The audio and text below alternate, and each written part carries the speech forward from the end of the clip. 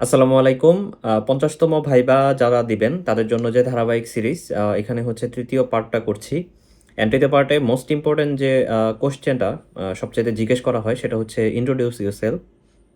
তো আমি যেভাবে হচ্ছে এই প্রশ্নটা গুছিয়েছিলাম, এখন আমি আসলে শুরুতেই বলে নেই, আমি মোট ১৬টা বোর্ড থাকে। ৪৭তম বিসিএস এর ১৬টা বোর্ড ছিল। এই ১৬টা বোর্ডের মধ্যে কোন স্যার ইন্ট্রোডিউস ইউরসেলফ এই কোশ্চেনটা করে এটা হচ্ছে আমার কাছে নোট করা ছিল। তো আমি যখন ভাইবা বোর্ডে দেখি যে আমার সুজাতুল্লাহ স্যার পড়েছেন, তখন হচ্ছে আমি জানি যে আমাকে ইন্ট্রোডিউস ইউরসেলফ জিজ্ঞেস করা হবে না। তো আপনি ভাইবা বোর্ড অ্যানালাইসিস করা কিন্তু অনেক ইম্পর্টেন্ট, হ্যাঁ? আচ্ছা, যাই হোক, আমরা ভাইবা বোর্ড অ্যানালাইসিস নিয়ে বিস্তারিত কথা বলবো। তো ইন্ট্রোডিউস ইউরসেলফ একটু ভিডিওটা লেন্দি হতে পারে। আমি হচ্ছে প্রপারলি এখানে বুঝিয়ে দিব। আমি যে আমার জন্য যেটা রেডি করেছিলাম এটা আমি জাস্ট পড়ছি আমার যে নোট খাতা আছে। প্রথমত আমি মনে করি আ আসলে ইন্ট্রোডিউস ইউরসেলফ হুট করে জিজ্ঞেস করা হয় না। আপনি ধরেন বসলেন, তখন আপনাকে বলবে যে আপনি কোন বিশ্ববিদ্যালয় থেকে? একটা কোয়েশ্চেন মানে ছোটখাটো একটা কিছু না কিছু জিজ্ঞেস করবে আরকি, হ্যাঁ? ধরেন এমন একটা এক্সপেরিয়েন্স আছে যে রোমে গেছে, জাস্ট বলেছে যে আপনি কি নাস্তা করেছেন কিনা? বা কষ্ট হচ্ছে কিনা বাইরে ওয়েট করতে? তো আপনাকে কমফোর্ট করবে। এরপরে হচ্ছে ইন্ট্রোডিউস ইয়োরসেলফ জিজ্ঞেস করতে পারে। তো আমার মনে হয় যে শুরুটা এইভাবে হওয়া উচিত যে, "গুড মর্নিং এভরিওয়ান।" এভরিওয়ান কেন? কারণ হচ্ছে ৩ জন আছে।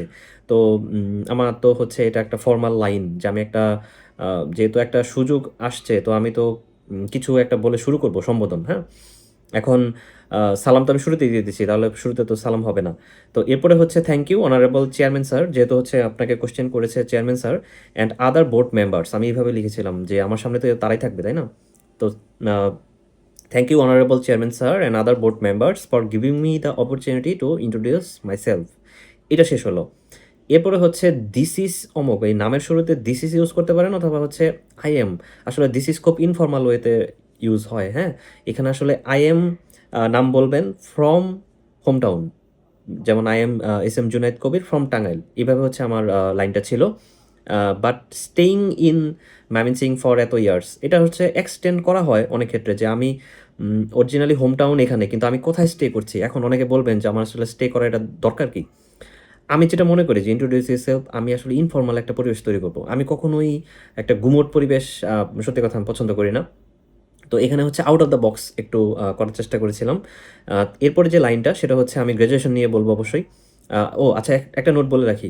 অনেক ইন্ট্রোডিউস ইউরসেলফ এ কিন্তু বলা হয় যে যেটা আপনার সিভিতে নেই তার বাইরে হচ্ছে আপনি বলেন। এটা হচ্ছে ১০ টাতে ১ বার আসতে পারে। ১০ টাতে ১ বার। তো আমি হচ্ছে ফরমাল ওয়েতেই বলছি আরকি যে আম মানে জেনারেল যেকোনো জায়গায় যেন হয় আরকি। এটা শুধু বিসিএস এর জন্য না, এটা আমার মনে হয় ব্যাংক বা যেকোনো প্রাইভেট ইনস্টিটিউটে জবের ক্ষেত্রেও একই অ্যান্সার থাকবে। যাই হোক, আমি কোথায় ছিলাম যে, "I am from টাঙ্গাইলস but staying in Mymensingh for এত ইয়ার্স।" এরপর হচ্ছে, "I have completed my graduation from এত ফ্রম এত ইউনিভার্সিটি।" এটা একদম স্ট্রেইট ফরওয়ার্ড লাইন থাকবে। এসএসসি এবং এইচএসসি নিয়ে আমার মনে হয় না যে আসলে খুব বেশি প্রয়োজন আছে। এটা অনেক এক্সটেন্ড হয়ে যায়। আসলে ইন্ট্রোডিউস ইউরসেলফ জিজ্ঞেস করা হয়েছে। এখন এরপরে আমি যে লাইনটা লিখেছিলাম যে আমি কিন্তু শুরু করেছি যে, "I have completed my graduation on subject এত ফ্রম ইউনিভার্সিটি এত।" ওই সাবজেক্ট নিয়ে আমি টানবো যে, "As I am agriculture graduate" এটা আমার হচ্ছে সাবজেক্ট ছিল। "I am passionate about home gardening" মানে হচ্ছে আমি হবির দিকে যাচ্ছি। "And I am also fond of exploring different places" যেখান থেকে আমি হচ্ছে ডিফারেন্ট কালচার শিখতে পারি। এভাবে হচ্ছে একটা লাইনটা ছিল। অ্যান্ড লাস্টলি হচ্ছে আমি ফ্রি টাইমে কি করি? মানে ইন্ট্রোডিউস ইউরসেলফ এটা হচ্ছে ধারাবাহিকতা, হ্যাঁ? এখন আপনি যদি মনে হয় যে গ্র্যাজুয়েশন পরে কলেজেও বলবেন, বলতে পারেন, সমস্যা নেই। বাট এরপরে অবশ্যই আপনার ওই সাবজেক্ট ধরে আপনি কেন স্পেশাল এই চাকরির জন্য সেটাই হচ্ছে আপনি বলবেন। আ আ এবং লাস্টলি হচ্ছে অবশ্যই ফ্রি টাইমে কি করছেন?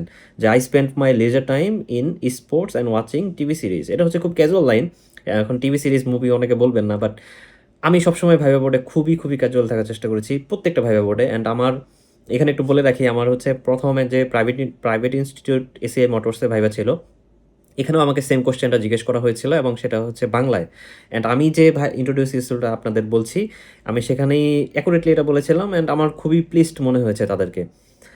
যাই হোক, যেখানে ছিলাম, আই স্পেন্ট মাই লিজার টাইম, আচ্ছা এটা বললাম। আমি হচ্ছে আ আ ফ্রি টাইমে কি করি এটা বলে দিয়েছি। এবং লাস্টে আমি বলব যে আমি কি হতে চাই?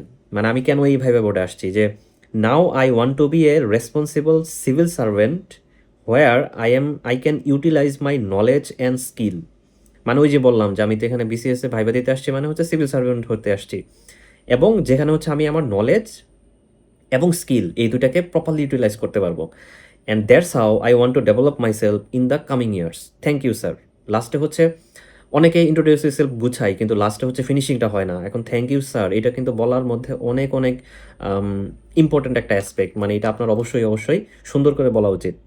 তো এই হচ্ছে আমার প্রপার একটা ইন্ট্রোডিউস সেলফ। এখন এখানে আরেকটু নোট করে বলি, যদি আপনাকে বলে যে সিভিতে যেটা আছে এটা বলবেন না, তাহলে হচ্ছে আমি যে বলেছিলাম না গ্র্যাজুয়েট, মানে গ্র্যাজুয়েটেড ফ্রম এত, গ্র্যাজুয়েটেড হচ্ছে আপনার সিভিতে থাকলেও আপনার বলা উচিত, কারণ ওইটা হচ্ছে আপনার সবচেয়ে বড় পরিচয় যে আপনি কোন ইউনিভার্সিটির।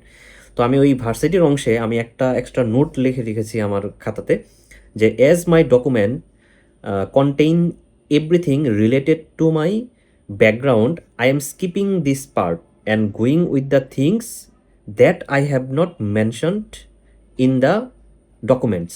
এই হচ্ছে লাইনটা। এই লাইনে পরে আপনি হচ্ছে ওই এগ্রিকালচার গ্র্যাজুয়েটের জন্য কেন আপনার স্পেশালিটি, আপনি ডিফারেন্ট প্লেস ঘুরেন, টিভি সিরিজ দেখেন, কিভাবে হচ্ছে ফ্রি টাইম কাজে লাগান, অ্যান্ড আপনি কি হতে চান, আপনি সরাসরি ওই অংশে চলে যাবেন। তো এই হচ্ছে প্রপার একটা ইন্ট্রোডিউস ইউরসেলফ। আমি খুবই ক্যাজুয়ালি হচ্ছে আলোচনা করেছি প্রত্যেক পার্ট। ভিডিওটা যদি হচ্ছে বুঝতে হয় অনেক মনোযোগ দিয়ে শুনতে হবে, সত্যি কথা। আমি চাচ্ছি না যে সরাসরি রিডিং পড়তে, যে আপনাদেরকে নোট দিয়ে দিলাম তারপরে হচ্ছে করেন। আমার মনে হয় প্রত্যেক ইন্ডিভিজুয়ালের হচ্ছে ডিফারেন্ট থটস থাকে। আমার মনে হয় যে আপনার ইন্ট্রোডিউস সেলফ আপনার নিজের লিখতে হবে, আপনি কারো ইন্ট্রোডিউস সেলফ হু কপি করতে পারবেন না।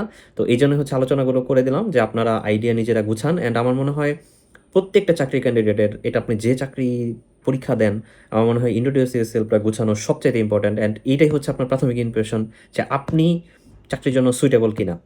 সো কোনো কনফিউশন থাকলে বা কোনো কোয়েশ্চেন থাকলে অবশ্যই কমেন্টে জানাবেন। সো সবাইকে ধন্যবাদ। আসসালামু আলাইকুম।